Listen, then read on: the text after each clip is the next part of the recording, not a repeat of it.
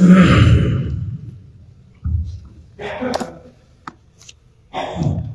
الحمد لله نحمده ونصلي على رسوله الكريم أما بعد أعوذ بالله السميع العليم من الشيطان الرجيم بسم الله الرحمن الرحيم قد خسر الذين كفروا بلقاء الله حتى إذا جاءتهم الساعة بغتة قالوا يا حسرتنا على ما فرطنا فيها وهم يحملون أغلالهم على ظهورهم ألا ساء ما يزرون وما الحياة الدنيا إلا لعب وللدار الآخرة خير للذين يتقون أفلا تعقلون قد نعلم إنه ليحزنك الذي يقولون فإنهم لا يكذبونك ولكن الظالمين بآيات الله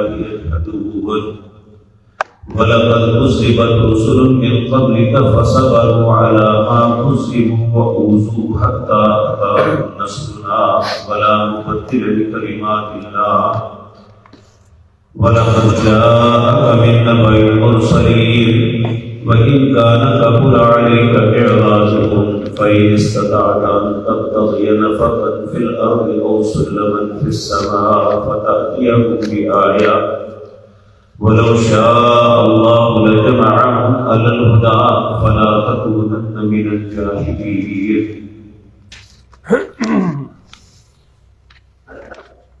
حضرات محترم، وہ لوگ جو دنیا کے اندر شرک، کفر، اللہ کی معصیت اور نافرمانی کی زندگی گزار رہے ہیں، ان کے متعلق اللہ تذکرہ کر رہے ہیں کہ جب یہ اللہ کے حضور پیش ہوں گے تو اللہ ان سے سوال کریں گے، تو پھر ان کے لیے حسرت اور افسوس کے علاوہ کوئی بات نہیں ہوگی۔ اللہ رب العزت فرما رہے ہیں قد خسر الذین کذبوا بلقاء اللہ، تحقیق خسارے میں پڑ گئے وہ لوگ جنہوں نے جھٹلایا اپنے رب کی ملاقات کو۔ رب کی ملاقات سے مراد نبی مکرم صلی اللہ علیہ وسلم نے فرمایا ہر انسان پہ ایک ایسا وقت آئے گا جب وہ اپنے رب کے حضور پیش ہوگا اور ون ٹو ون اللہ کے سامنے اسے اپنی زندگی اور معاملات کا جواب دینا ہوگا۔ اللہ رب العزت اور اس کے درمیان کوئی ترجمان نہیں ہوگا،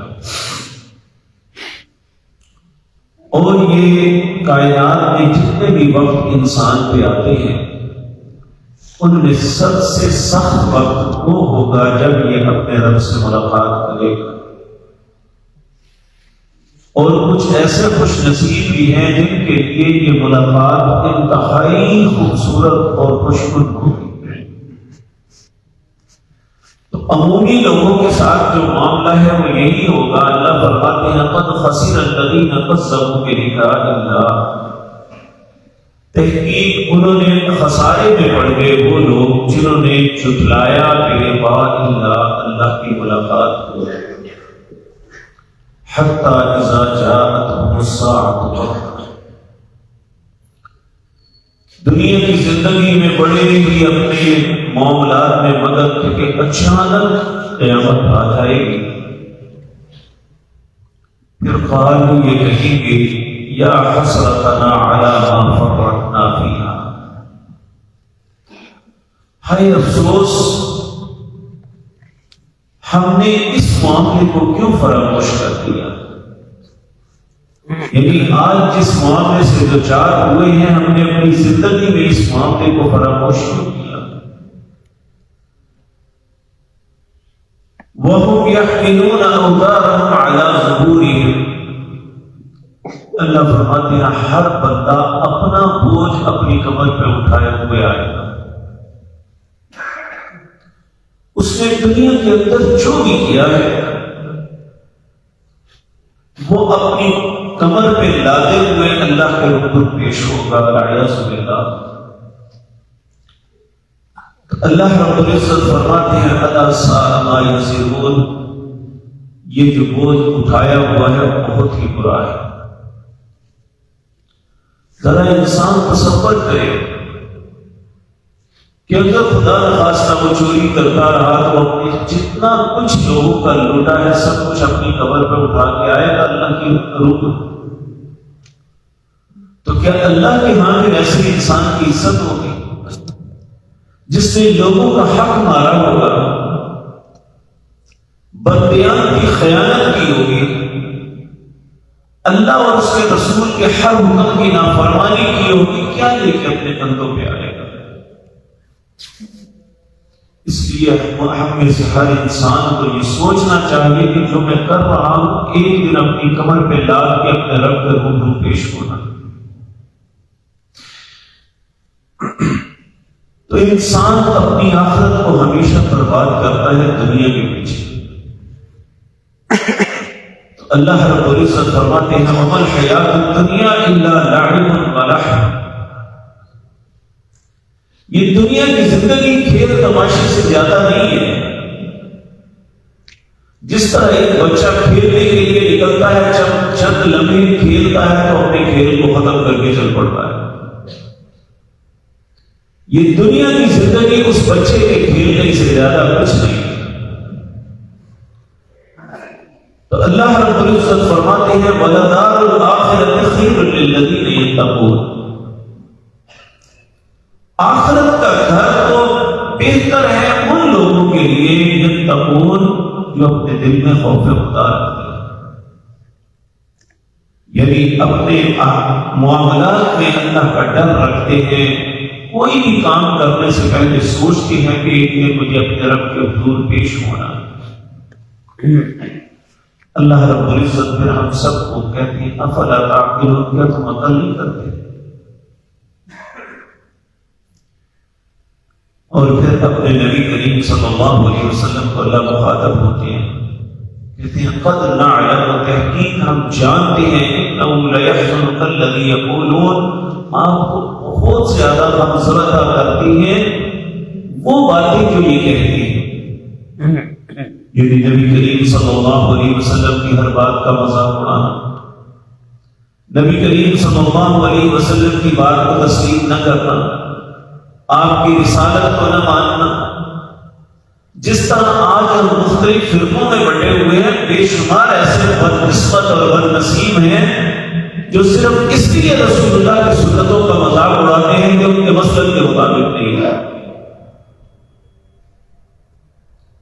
تو اللہ رب العزت فرما رہے ہیں قد نعلم، تحقیق ہم جانتے ہیں انه لیحزنک الذی یقولون، کہ یہ جو کہتے ہیں آپ کو یہ باتیں بہت غمزدہ کرتی ہیں۔ فإنهم لا يكذبونك، بے شک یہ آپ کو نہیں جھٹلاتے، وَلَٰكِنَّ الظَّالِمِينَ بِآيَاتِ اللَّهِ يَجْحَدُونَ، یہ ہماری آیتوں کے ساتھ یہ سب کچھ کر رہے ہیں۔ نبی کریم صلی اللہ علیہ وسلم سے ان کا کوئی اختلاف نہیں تھا، بلکہ ابو سفیان جو ابھی مسلمان نہیں ہوئے تھے تو ہرقل کے روم کے بادشاہ کے دربار میں اس نے آپ سے سوال کیے، ان میں ایک سوال یہ بھی تھا کیا جس شخص نے شخصیت نے نبوت کا دعویٰ کیا ہے انہوں نے کبھی جھوٹ بولا ہے؟ تو ابو سفیان نے کہا نہیں، ہم نے زندگی میں کبھی نہیں دیکھا کہ رسول اللہ نے جھوٹ بولا، حالانکہ وہ رسول نہیں مانتا تھا اس کو۔ تو اللہ فرما رہے ہیں آپ کی ذات کو نہیں جھٹلا رہے، یہ ہماری آیات کو جھٹلا رہے ہیں۔ رسول اللہ کی مخالفت اس وقت شروع ہوئی تھی جس وقت انہوں نے اللہ نے نبوت سے نوازا اور انہوں نے ان کے عقیدے کے خلاف بات کی۔ اللہ کی سچی بات لوگوں کے سامنے پیش کی تو مخالفت اس بات کی تھی، رسول اللہ کی ذات سے نہیں۔ اگر رسول اللہ کی مخالفت کرتے تھے تو اللہ کے احکامات کی وجہ سے کرتے۔ اللہ رب العزت فرماتے ہیں فَإِنَّهُمْ لَا يُكَذِّبُونَ، اے میرے پاک پیغمبر یہ آپ کو نہیں جھٹلا رہے، وَلَٰكِنَّ الظَّالِمِينَ بِآيَاتِ اللَّهِ يَجْحَدُونَ، یہ حقیقتاً میری آیات کے ساتھ ایسا کرنا. پھر فرمایا وَلَقَدْ كُذِّبَتْ رُسُلٌ مِّن قَبْلِكَ، آپ غمزدہ نہ ہو، آپ سے پہلے بہت سے رسولوں کو جھٹلایا گیا. فَصَبَرُوا عَلَىٰ مَا كُذِّبُوا، یہ جھوٹ باندھ رہے ہیں نا، جو بکواس کر رہے ہیں، آپ اس میں صبر کریں. وَأُوذُوا، یعنی ان نبیوں نے صبر کیا. وَأُوذُوا، کو تکلیف دیے گئے. حَتَّىٰ أَتَاهُمْ نَصْرُنَا، یہاں تک کہ ہماری مدد آ گئی. یعنی قوموں کو برباد کر دیا، انبیاء کو بچایا. وَلَا مُبَدِّلَ لِكَلِمَاتِ اللَّهِ، اللہ کے کلمات کبھی تبدیل نہیں ہوتے. اللہ اپنے فیصلے میں خود مختار ہے. وَلَقَدْ جَاءَكَ مِن نَّبَإِ الْمُرْسَلِينَ، کیا آپ کے پاس پہلے نبیوں کی خبریں نہیں آئی کہ ان کے ساتھ بھی یہ سب کچھ ہوتا رہا؟ وَإِنْ كَانَ كَبُرَ عَلَيْكَ إِعْرَاضُهُمْ، اگر ان کے منہ پھیرنے تک اتنا ہی آپ کو غم ہے.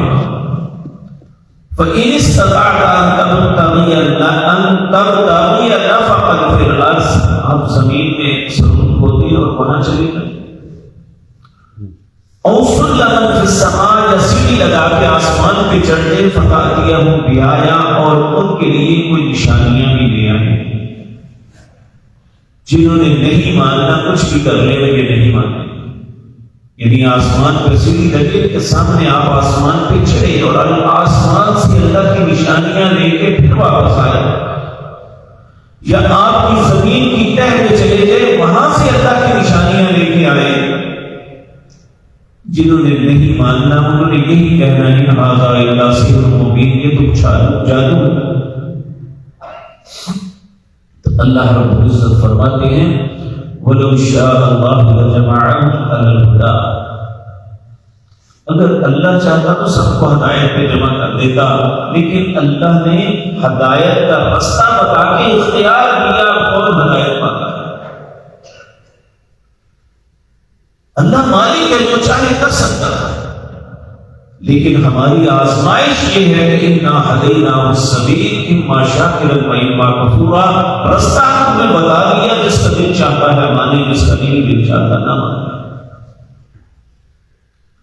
تو اللہ رب العزت فرماتے ہیں فَلَا تَكُونَنَّ مِنَ الْجَاهِلِينَ، یہ غم کر کے آپ جاہلوں کی طرح نہ ہو جائیں. ان پہ غم نہ کریں کہ میں جانوں اور یہ جانوں. جو مانے گا مجھ سے اپنی فرما برداری کی قیمت وصول کرے گا، اور جو نافرمانی کرے گا وہ میری سزا سے بچے گا. تو اللہ رب العزت کی باتیں مجھے اور آپ کو سمجھنے اور اس وقت کے پچھتاوے سے پہلے سمجھنے کی توفیق دے. اقول قولی ھذا واستغفر